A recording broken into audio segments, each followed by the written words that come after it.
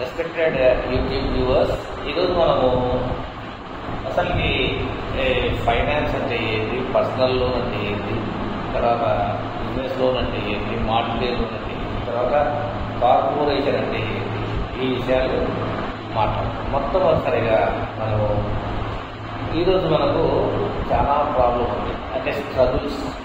Life అనేది ఒక struggle. అందుకోసమే చాలామంది సైంటిస్టులు ఏం చెప్తారంటే లైఫ్ ఎగ్జిస్టెన్స్ ఫర్ స్ట్రగుల్స్. ఎప్పుడు ఈ స్ట్రగుల్స్ వస్తాయి అనే విషయాన్ని పరిశీలిస్తే కనుక మనము ఎన్నో సందర్భాల్లో మనము ఎక్కడికక్కడికి వెళ్తున్నప్పుడు అనేక సమస్యలు ఎదురవుతూ ఉంటాయి. ఆ సమస్యల్ని మనము పరిష్కరించుకోవడానికి మనము కొన్ని ప్రయత్నాలు చేస్తాం. దాన్ని ట్రయల్స్ అండ్ ఎర్రర్స్ అంటారు. ఈ ప్రయత్నాల్లో 90% ప్రయత్నాలు సక్సెస్ అవుతాయి. కొన్ని సందర్భాల్లో మోస్ట్లీ వెరీ రేర్ కేసెస్లో ఆ ఫెయిల్ అయినప్పుడు మనిషి పడే తపన, బాధ అనేది మనిషి జీవితానికి కుందరిస్తారు. కాబట్టి ఆ టైంలో ప్రతి ఒక్కరు కూడా ధైర్యంగా నిలబడి ఉండాలా అన్నదే మా అభిలాష. కాబట్టి ఈరోజు మనం చెప్పబోయేది మొట్టమొదట అసలుకి ఎఫ్డి అంటే ఏంటి, తర్వాత ఆర్డి అంటే ఏంటి, తర్వాత ఎక్కడ మనం పెట్టుబడి పెడితే బాగుంటుంది. ఎఫ్డి అనేది చూస్తే కనుక ఫిక్స్డ్ డిపాజిట్స్. ఈ ఫిక్స్డ్ డిపాజిట్స్లో మనము కేవలము 4% నుంచి 6% వరకు మాత్రమే మనము చేసుకోగలము.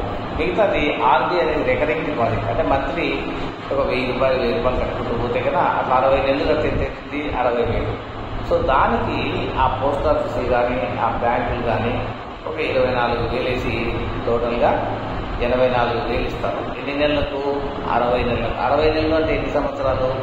5 సంవత్సరాలు. కాబట్టి ఇలాంటి వేరియేషన్స్ ఉంటాయి. ఈ సందర్భంలో ఈ 1985 సంవత్సరంలో ఒక వ్యక్తి ఈ చిట్ ఫండ్ కంపెనీ అనేది ప్రారంభించినాడు. అంటే ఈ చిట్ ఫండ్ కంపెనీ అనేది మనకు తెలుసు, రామోజీరావు గారు, ద గ్రేట్ రామోజీరావు గారు, ఈనాడు సంస్థలు మరియు మార్గదర్శి సంస్థలు. ఈయన చిట్ ఫండ్ స్థాపించినాడు, మార్గదర్శి చిట్ ఫండ్స్ అని స్థాపించినాడు. ఈయన స్థాపించినప్పుడు ఒక చిట్ ఫండ్కు పెద్దగా డిమాండ్ కానీ పెద్దగా పోయే విధానం కానీ ఉండేది కాదు, ప్రజలకు అర్థమయ్యేది కాదు. ఆ రోజుల్లో పోస్ట్ ఆఫీస్ హైయెస్ట్ అమౌంట్ ఉండేది ఇంట్రెస్ట్ రేట్, బ్యాంకు కూడా చాలా హైయెస్ట్ ఇంట్రెస్ట్ రేట్ ఇచ్చేది. అదేవిధంగా శ్రీరామ్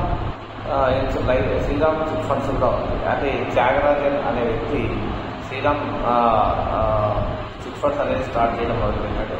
ఈ విధంగా ఈ శ్రీరామ్ అనేది రావడము మోటార్ వెహికల్స్ మీద లోన్స్ ఇచ్చి అలా చిన్నగా పర్సనల్ లోన్స్, బిజినెస్ లోన్స్, తర్వాత చిట్ ఫండ్, తర్వాత ఇన్సూరెన్స్లు, ఈ విధంగా డెవలప్ అవుతా వచ్చింది శ్రీరామ్ సంస్థ. అదేవిధంగా మార్గదర్శి అనేది మనము రెగ్యులర్గా దినపత్రికలు చూస్తుంటాం కదా, ఆ దినపత్రికల ఆధారంగా గొప్పగా ఎదిగినటువంటి ఒక అద్భుతమైన సంస్థ. అందుకోసమే మనము చాలా సందర్భాల్లో చెప్తుంటాం. రామోజీరావు సైకిల్లో వెళ్ళేవాడు. ఆ రోజుల్లో నేను రామోజీరావుని చూసేవాడిని. 1973 సంవత్సరంలో నేను ఒకసారి హైదరాబాద్కి వెళ్ళినప్పుడు రామోజీరావు గారు సైకిల్ తీసుకొని వెళ్ళేవాడు. అంటే ఆ రోజుల్లో క్రమశిక్షణ అలా ఉండేది. పొద్దున్నే ఆఫీస్కి రావడము, పొద్దున్నే ఆఫీస్లో కూర్చోవడము, ఈరోజు మనం చేసిన పనులేమి అనే ఒక టైం టేబుల్ రాసుకోవడము, ఈరోజు మనం వీళ్ళని కలసాలా అని చెప్పుకోవడం, ఈ విధంగా ఒక అద్భుతమైన విధానంలో వాళ్ళు ఇచ్చినారు. Thank you very much. రెండో భాగము మళ్ళీ రెండవసారి చేస్తాము. వీడియో అద్భుతమైన వీడియోను అందరూ చూసి సబ్స్క్రైబ్ చేసుకుని మమ్మల్ని